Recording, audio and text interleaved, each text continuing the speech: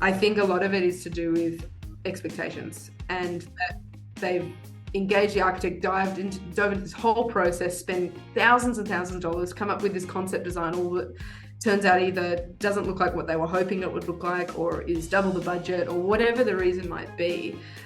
So I think if all of us can have these quick upfront conversations just to double check our clients have a realistic budget, or double check that their brief actually can be met, or double check that they understand how long the process is, from start to finish, or how many people beyond the architect there are required, because often people think the architect is the surveyor and the town planner and the heritage consultant and the bushfire consultant and the arborist and, the certifier, all these things. And so it's just important to sort of explain where we sit. Hi, I'm Beth Beesky, the founder of More Time to Design and your host of the Design Dialogues podcast. I've been a designer for the last 12 years and I've run my own studio for 5. And I know how hard it is to run a successful business. You not only need to be great at designing, but you need to be great at all the other things as well. I created More Time to Design, a software platform to help designers run efficient studios. And I've created the Design Dialogue podcast to help us all learn together. Each week, we will meet professionals who are at the top of their game doing things that help us run our studios. We'll have conversations with social media managers, interior design mentors, copywriters, stylists, photographers, suppliers, and also designers who have been in the game for a long time and who have such a wealth of knowledge to share. I hope that each week you feel inspired and informed at the end of each of our design dialogues. So join me for the Design Dialogue podcast. Hi everyone, and welcome to this week's episode of the Design Dialogues podcast. And we are back with our resident architect, Nikki Quitner. How are you today, Nikki? Hey Beth, good. How are you? Good. Now, if you haven't listened to Nikki's previous episodes where we got to know her and her business a little bit more, I encourage you to go back and have a look, listen to that, and I will link to all of that in the show notes. But as per usual, I would love to know what is out your window today, Nikki? Out my window today, well, the nest is gone. We were saying in the last podcast that we've got a lovely view looking over the rooftops of Darlinghurst, can see St Mary's Cathedral in the background, but we had a little nest with a little bird and they seem to have moved on. So still a lovely view, nevertheless. Awesome. So in our last episode, we talked a lot about kind of, I suppose, almost like the client relationship with an architect and the building industry as a whole. But I'd love to dive in with you today around that intersection of architect and interior designer. Oh my goodness, where do we start?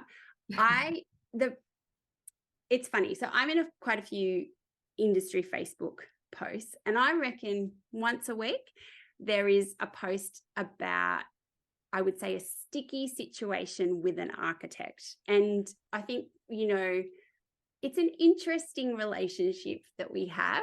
And if it works well, it works so well, and they can be amazing collaborations.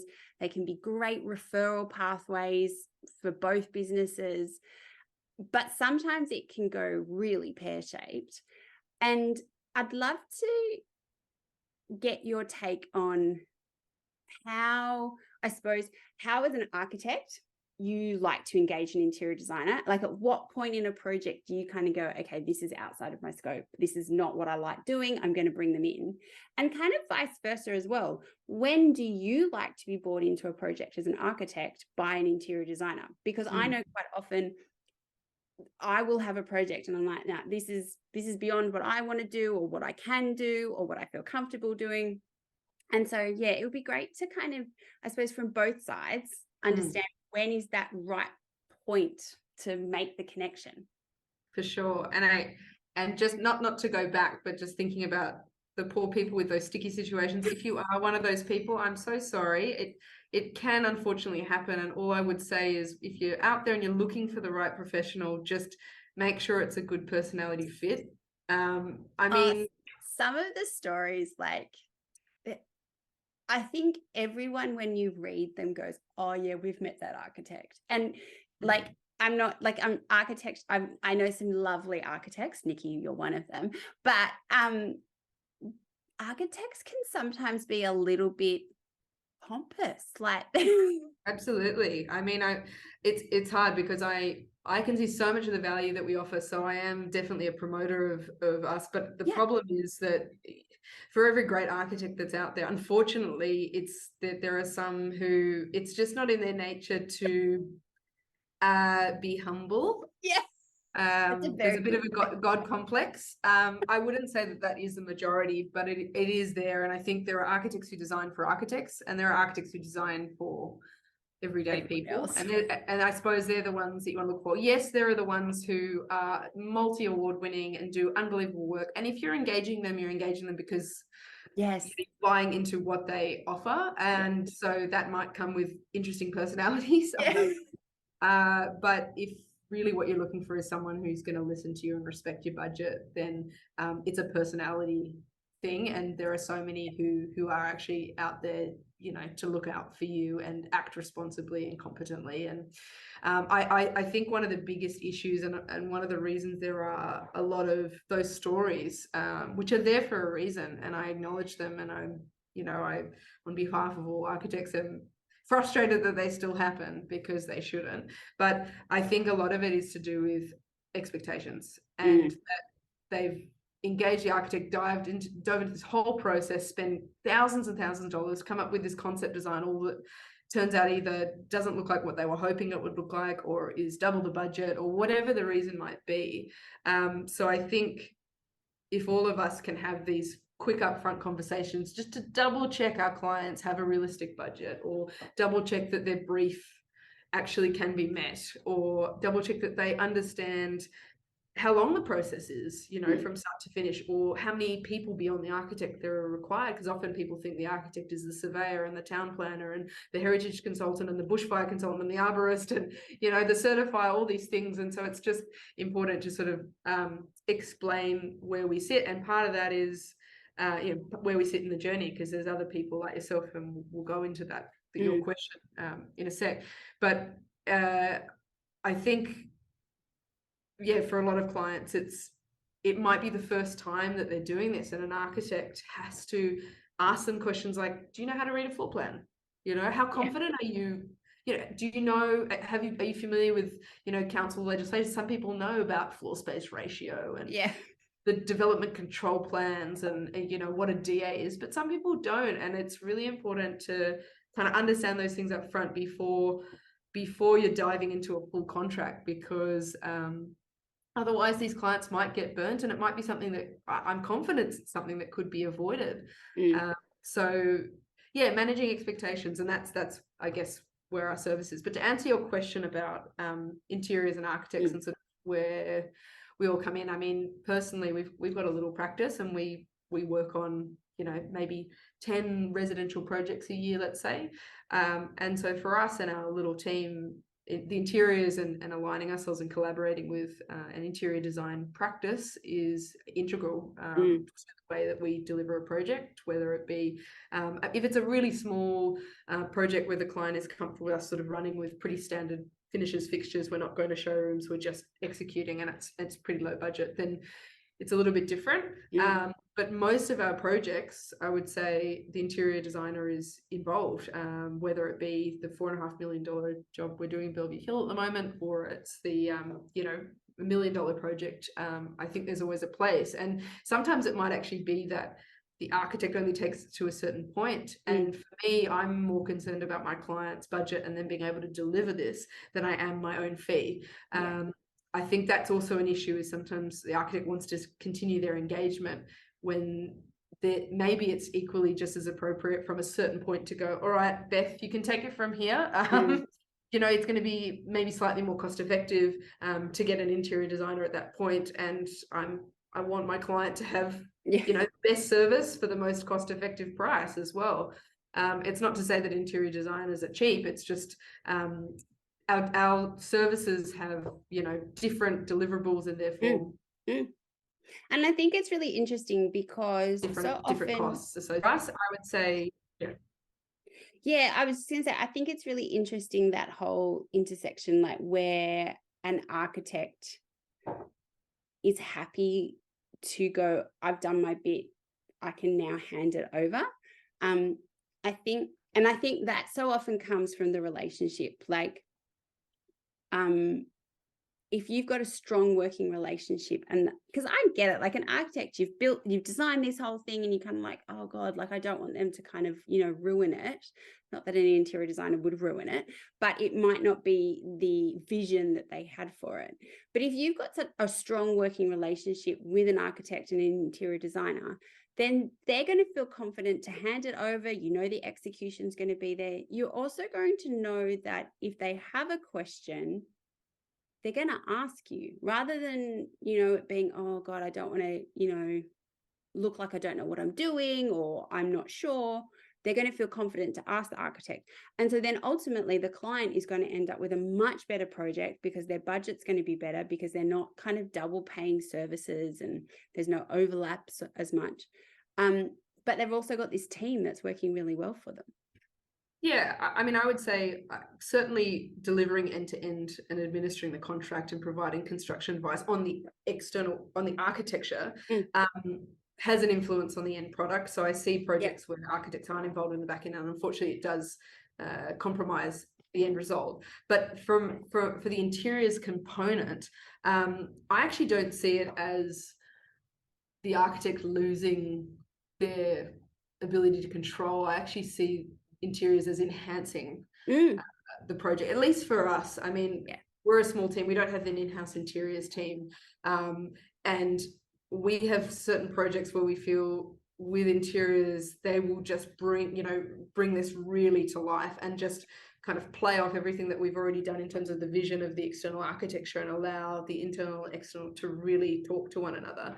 But the amount of contacts and connections and the time available to go to various showrooms with the client and really hold their hand through that intimate process, how many socks they have in their drawer, to know how big that drawer is going to be, or how many clothes they have on that rack, so we know how much hanging space versus folding space versus shoe space versus handbags, whatever it might be. Like, these are the kind of intimate questions, in your kitchen, how you actually use your kitchen. Are you someone who has KitchenAids and toasters and coffee machines and all sorts of appliances that you want tucked away in a butler's pantry, or actually is the kitchen a place that you don't really use too much because you're busy professionals, no kids?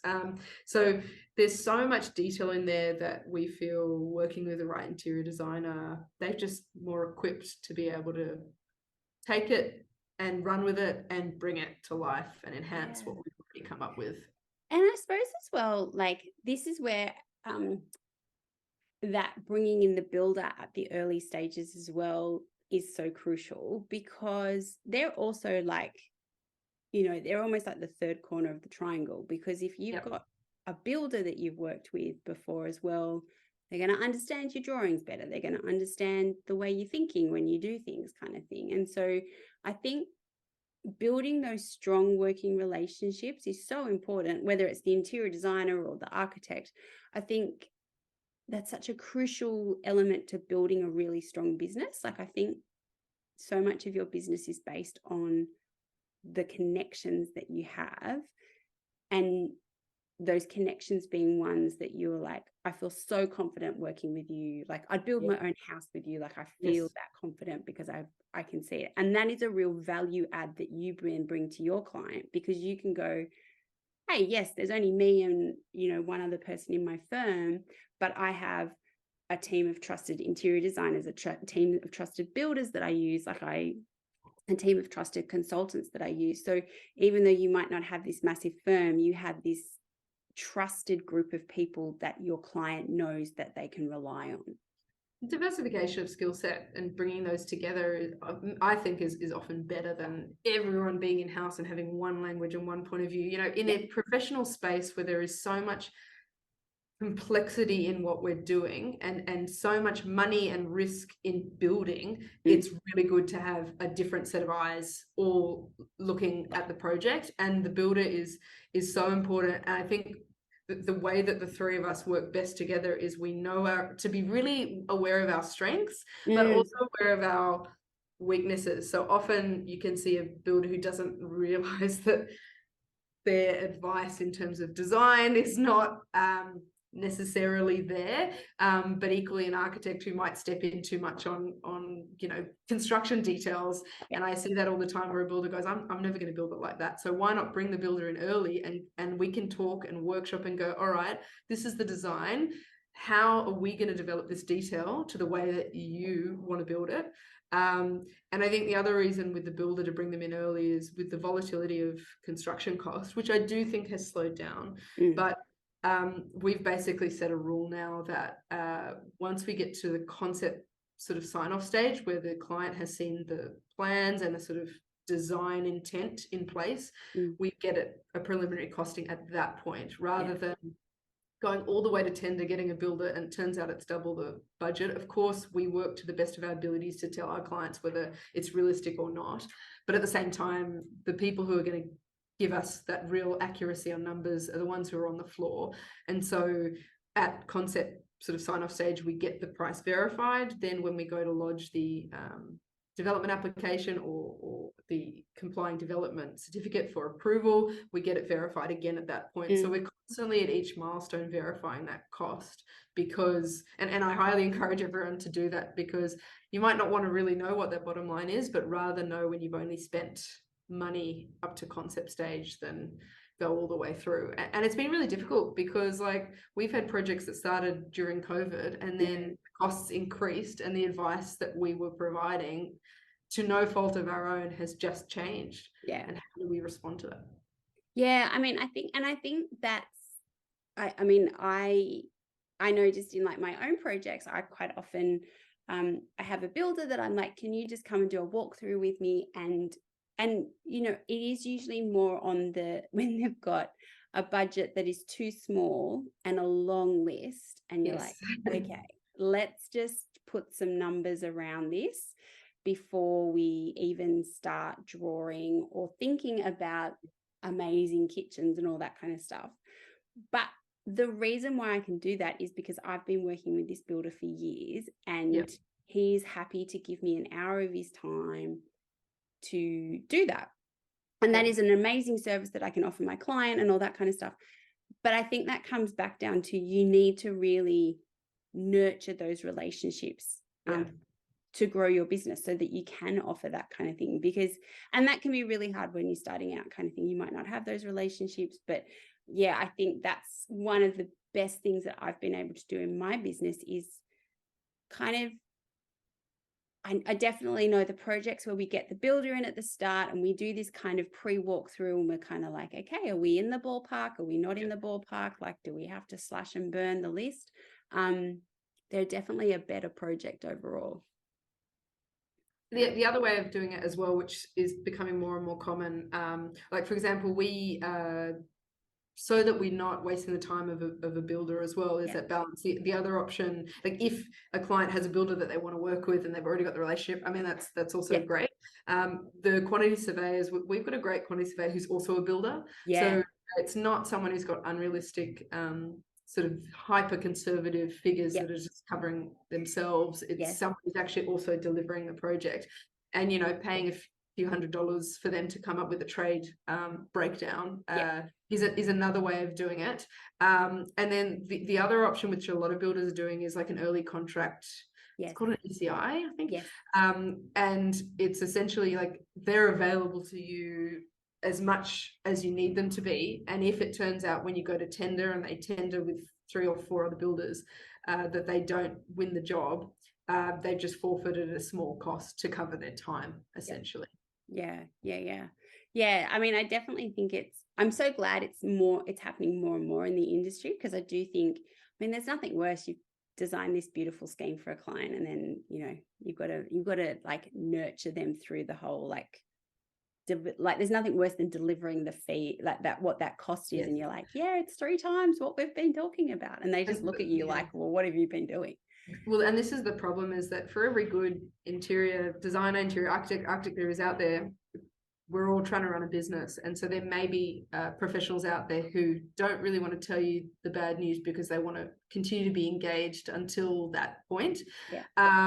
So that's where I think it's really important to have this sort of impartial advice before. So if you're engaged, Beth, it makes total sense. You know, talk with a builder that you've got existing connections with, they'll give an hour of their time. But if neither of us are engaged and you're in that sort of early stage, it actually is quite a bit of time to do a bit of background check on the property, meet with the client, all to then potentially not get the job. And it's a lot of exposure for the professional to give that advice for nothing. So what ends up happening is that professional has an agenda to try and win the work and convince you why you need them.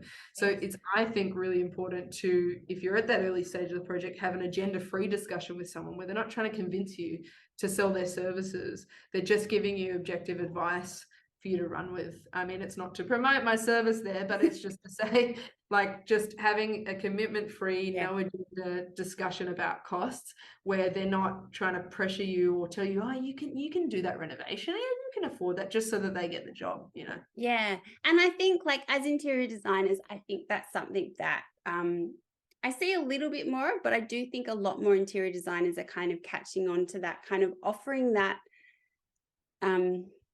you know, either by like a couple of hours of my time, or so that you do feel as a professional, you're not kind of selling your soul and doing all this free work and then not winning the project anyway.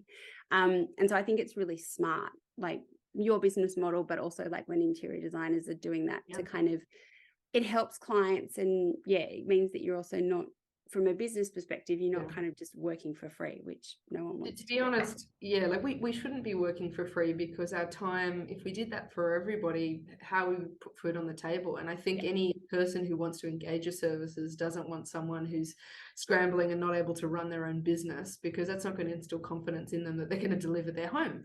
So the time you'd pay a doctor to talk about your ailments in your body, why wouldn't you do the same with a professional? And I think it means that they value your time and respect your time, and you can actually give them a real service. If they're paying you, then you're going to actually not put it at the bottom of the pile, but really give them, you know, professional advice that's going to give them value. So by paying, it doesn't mean you're not getting value. You're going to get real value. Oh, wow. Okay, that's really interesting. One of the things as well, like I've seen on site, so I have an experience with an architect, and I really like this architect. We've worked across several projects together, but I always find it quite funny in that she's hesitant to completely hand over the reins. Like it's very much, you know, she's just got to have her little say on everything. And I remember the first couple of projects we did together, I would like get so annoyed, and I was like, why am I even here? Like, it's just going to be what you want to do anyway. But over time, like, you know, I've worked through my emotions, and but I'd love to kind of get, and you know, sometimes I think as interior designers, we're like, oh, those architects, like, why can't they just let us do our thing? And then I think some architects have I don't know, they sometimes can think, oh, the interior designers are just going to blow up the budget and, you know, do all sorts of things. How do you think, like, as an architect, how do you think interior designers should navigate that conversation when you've been engaged by a client? Maybe the client has brought you on because they feel like the architect's kind of doesn't cover as much detail in the interiors as they're hoping for, and they've brought in on an interior designer. How have you navigated that, and how do you think, like, I mean, there's obviously the ideal way it should run on site and throughout the process, but how do you think, like, as an architect, how would you appreciate an interior designer to say, hey, you're overstepping the mark? Thankfully, I haven't had this issue, but maybe I haven't, because I think laying the groundwork initially with the interior designer, first of all, my approach is we're a team. We all want to deliver an amazing house for our clients. We want them to be blown away. We're on the same side. With the builder, we're on the same side. And I think that is so important. Like, in, like, you got to walk into that going, we are one team, because at some point the client is going to get cranky with one of us, and they're going to start picking you off to kind of, like, it happens on every project. So I think you got to have that mentality that we are a team.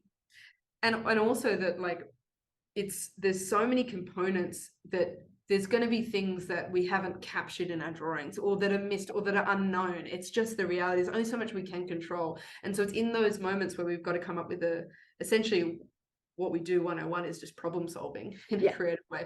Is if a problem arises, or an issue, or that we work together to solve the problem. And sometimes it might be something on site that a builder has missed or whatever, and it's about us working together and coming to the client with solutions, not problems. And hopefully they don't even know something has happened and we've like managed to resolve it.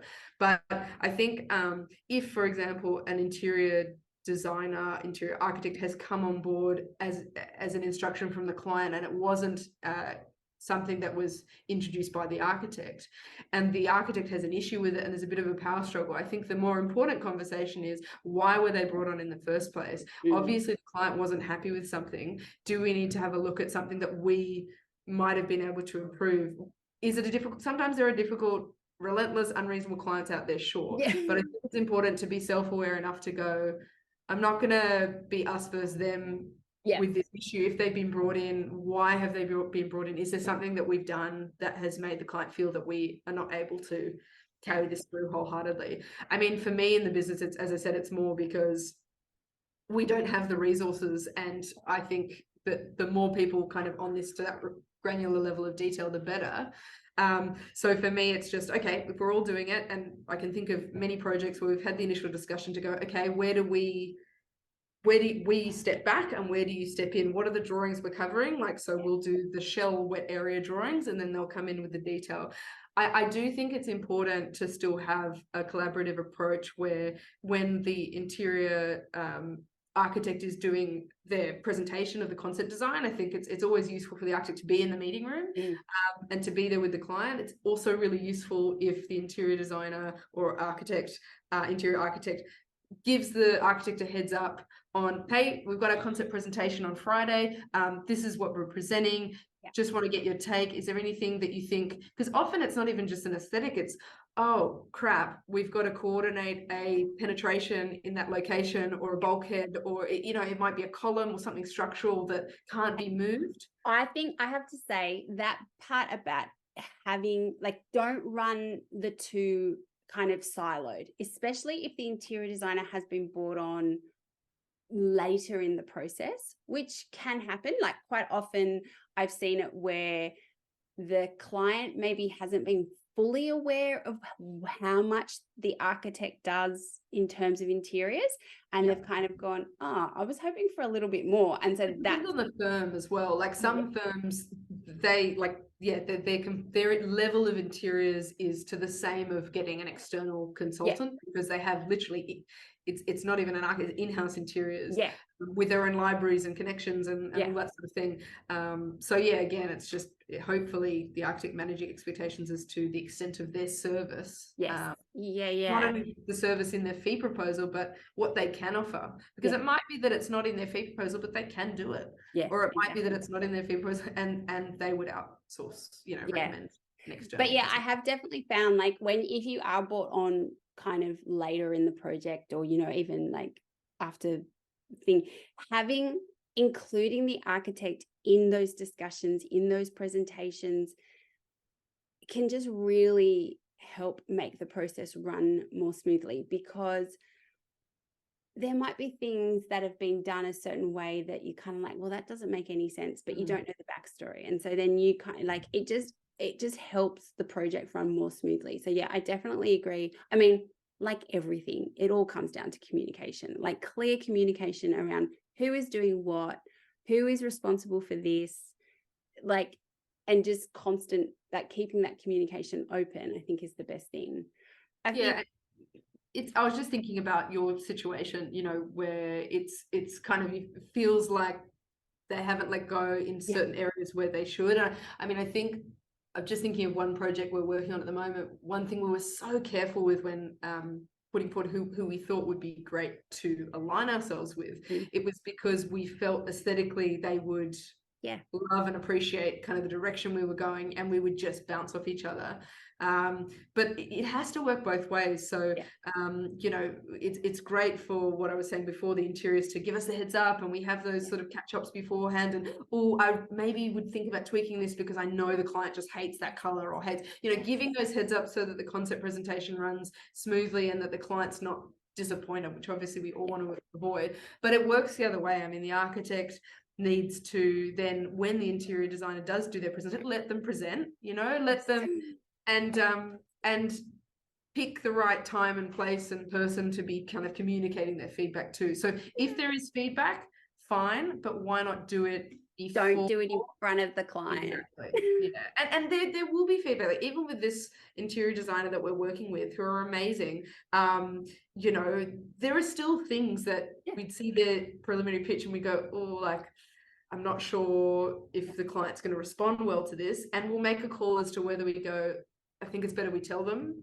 because this meeting will be a waste of time, and it will frustrate the client, or let them run with it. They've got a couple of options, and let them sort of also learn how the client works, because you've got to also let the interiors kind of figure that out too. Every client is going to have a different personality and expectations. So, and I think as the interior designer, you have to be open to the feedback from the architect. Like, take it in the good spirit that it should be intended in. Like, if you have got a good working relationship with the architect, or even if it's like the first time you've worked with them, like, do a little bit of due diligence on them, like you would any other service provider.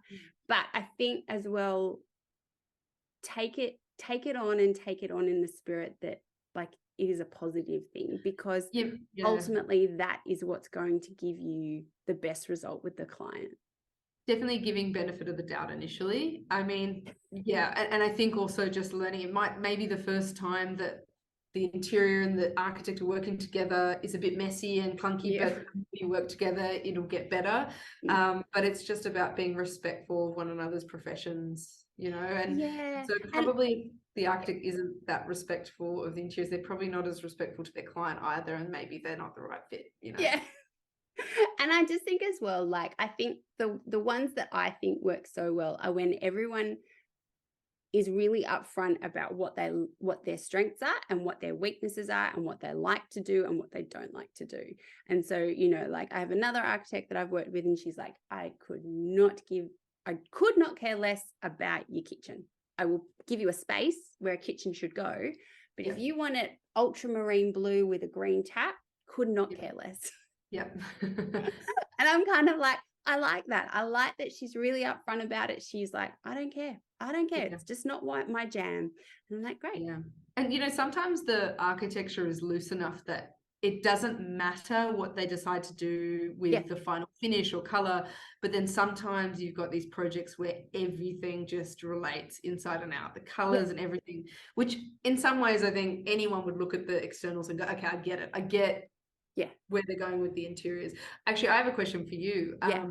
We've had a scenario where the client has given us their Pinterest board of, like, their look and feel. It's very prescribed. It's very easy to get. Like, you look at it in 2 seconds and you think, yep, I know what they're going for. And it's beautiful too. Like, it's not disgusting stuff. And the house is incredibly unique. Interiors are incredibly, everything's very designed, but there was an instance where there was an island bench for the kitchen, and they loved this sort of splayed design of it. Presented it to the interiors, and they were like, no, like, we don't copy. And I get the don't copy thing. I mean, we don't copy either. But there's a certain point where if a client wants something, they want something. And it's not we don't even have the detail of however this probably CGI rendered Instagram photo, you know, was done anyway. But it's just to say, like, there's a certain point where if kind of that direction is what the client wants. Oh, I find this so I find this so hard. So, like, I think of my job as taking, like, listening to what the client wants and then interpreting it. And so Reading often, between the lines, especially when they come with a really, like, they've been spending hours on Pinterest and they've pinned every pin that relates to this look that's on Pinterest. And quite often I try to drill down and say, well, what is it actually about this that you like? But then and somehow try and reinterpret it. But sometimes there's only so many unique shapes you can make. Exactly. It's not rocket science. It's a shaker detail, or it's, you know what I mean? Like it's not unique enough that it's copying, because it's almost like a standard detail. Yeah, exactly. But I also find when someone comes to you with something like that and they're like, okay, why do you actually want that? And I think as well, it comes back to a lot around interior design, like architecture, but like very much interior design. Making it look pretty is kind of the last part of the process. Like the form and the function is really what comes first. And so when someone comes to me with a Pinterest image of this, you know, very unique kitchen island, it'd be like, okay, why? And how is that going to work? How does that work with, like, is this coming out of an apartment? I don't know, let's say like a New York bachelor's apartment, that the actual functionality of it isn't important because it's purely almost like a sculpture that sits in the kitchen. Yeah. But if to translate into a house, maybe with, you know, a family with 2 young kids that, you know, have like completely different needs, I try and really bring it back to that. It's like, why? What is it about that do you like?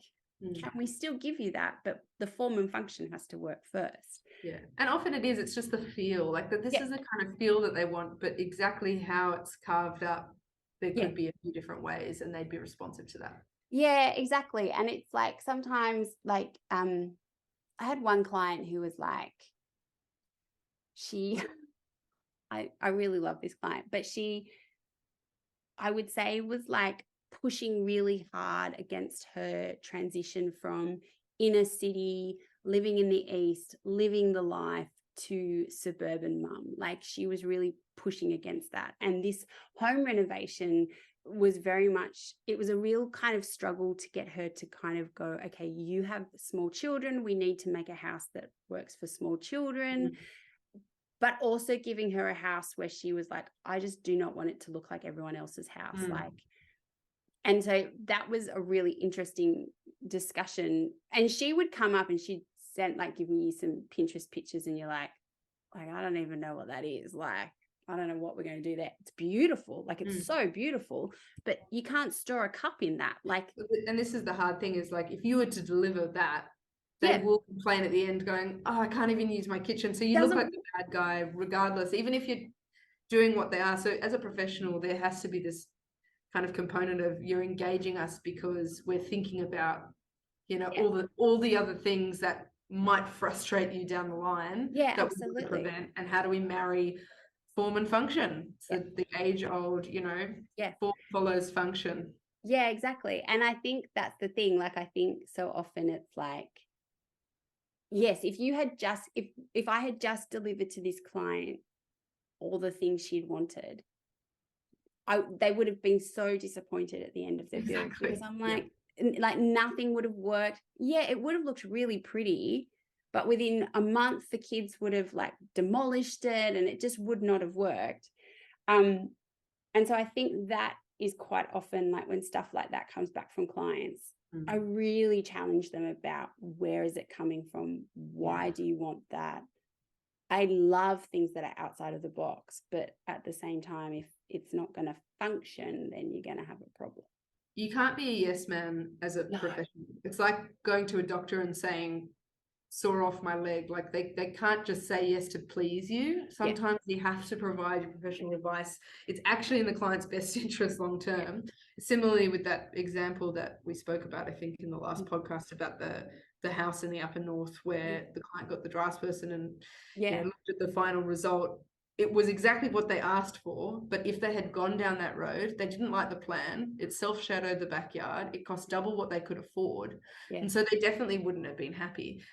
So you do have to read between the lines a bit, in their best interest, and then, guarantee they're going to be a lot happier with the result than the other way around.